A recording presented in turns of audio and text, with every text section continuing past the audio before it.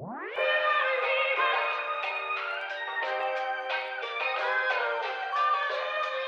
right, everybody, welcome to day 2, Fireball booth.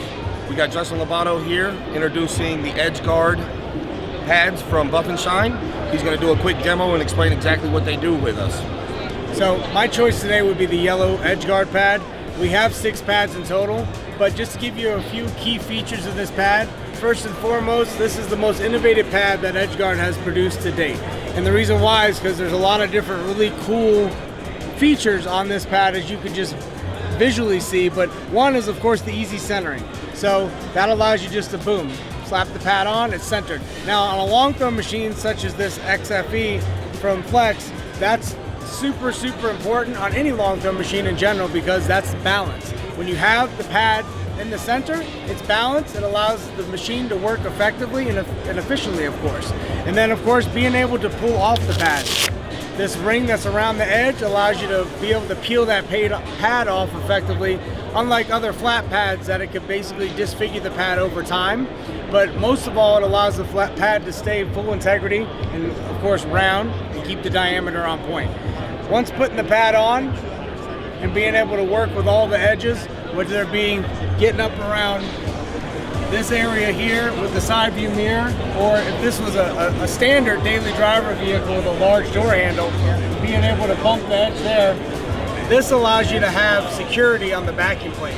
So that basically, normally you would get little skip marks in areas or even damaging of areas.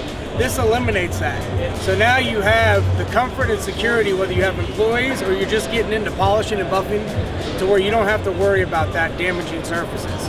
And then of course, this overall recessed ring, this is heat sealed and reinforced, so this allows to where this ring will actually outlive the foam, and it won't crack and it won't diminish, and it eliminates any delaminating issues you would ever have with this foam separating from the backing plate. So today, again, using this yellow one, this is our polishing pad. I'm going to pair this up with the 15 mil long throw machine, and I'm going to go ahead and do a test spot on this panel.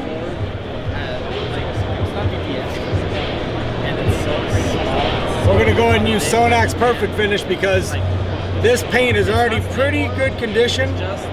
So we just want to basically take away from people who have rubbed up against it and maybe loved on the paint a little too hard to take out some of that haze and marring that they may have created.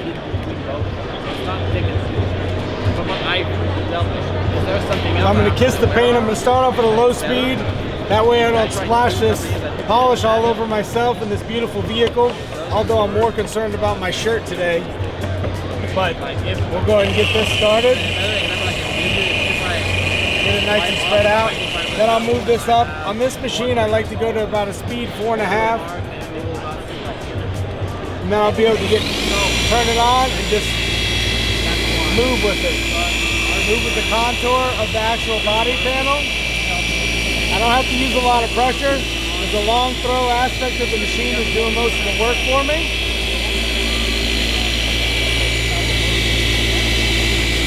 And I'm going to just stay in this square and just work this area here.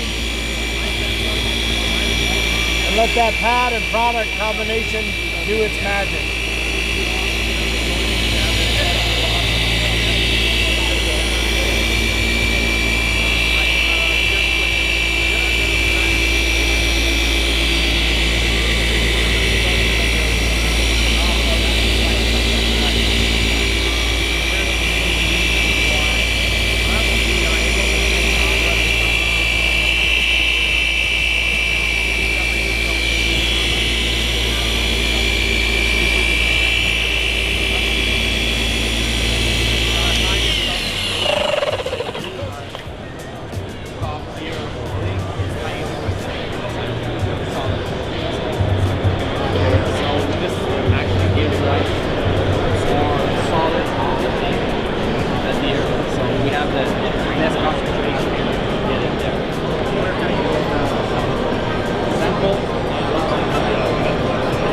There you go, final finish. All right, we want to thank Justin for coming by with Buff and Shine, showing off his new pads that they came out with. Excellent technology. Now we went and did reborn across the whole car to remove any oils or any compound that was still left. Now we're going to apply DokDo base. DokDo is our flagship coating. What it does is the base goes down. It's the priming layer for the top coat that hardens the shell of the ceramic coat. 10-year coating. It's going to go down super easy. This Ferrari is in awesome shape. We're going to make it work how everybody needs it to work. So what we're going to do now, we're going to do this as a test panel, check it to see what our times are going to be, and then we're going to run through and just put base down. 2 hours later, we're going to come back and put top on. It does. So the way we apply this, I go to the edge right here, and I only use this edge to lay it down, so that way I have all these other edges to use as it starts hardening. The reason it starts to harden is because of the high solids. We'll go through 2 or 3 of these just on base. And what we do is we come through, put a line, so we have extra.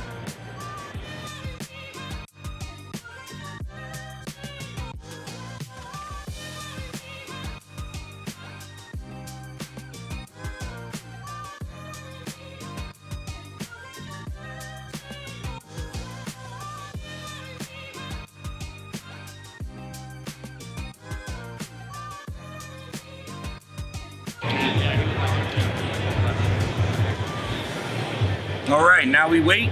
We get a timer set. We're gonna do a 10-minute timer. It's a little warm in here today. Get a 10-minute timer set so that way we can check and make sure that it's priming how it's supposed to. It should be a little bit tacky. When we go to wipe it off, just a little bit tacky, not anything more. If you get in a workout, you put too much on or you let it sit for too long.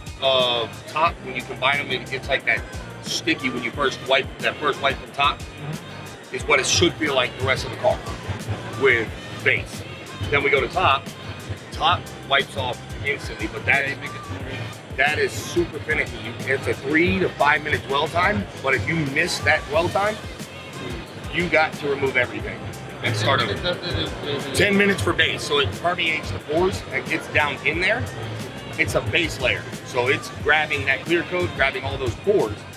Then when we put top on, it's, yep. And when we put top on, it just glides through.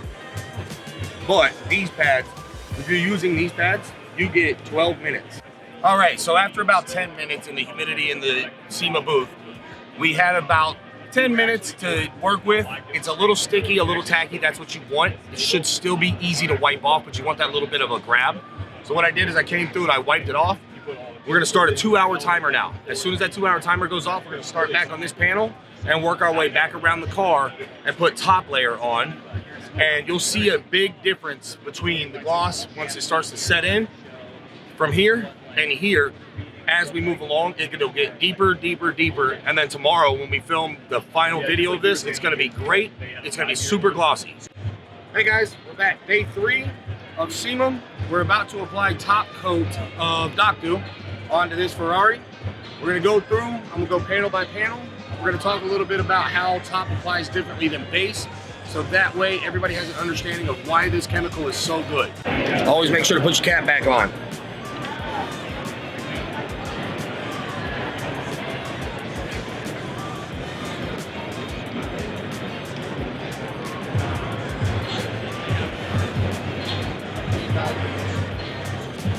So when we're applying the coating, we want to make sure we get even coverage with a 20% lap over, so that way we're pushing the chemical around to where it needs to go, and it fills in the pores of this paint. That way we get a flat surface, so the water beads don't stick to it, and they run down. All right, we'll let that sit for 3 minutes, just so it can permeate. We'll wipe it off. Look for high spots. Day 4, SEMA. DokDo's done on the SF90. That's our 10-year coating. As it cures out, it's gonna get deeper in gloss. It's gonna get harder. The shell on it's gonna get harder. It's gonna be amazing when it's done and finished up.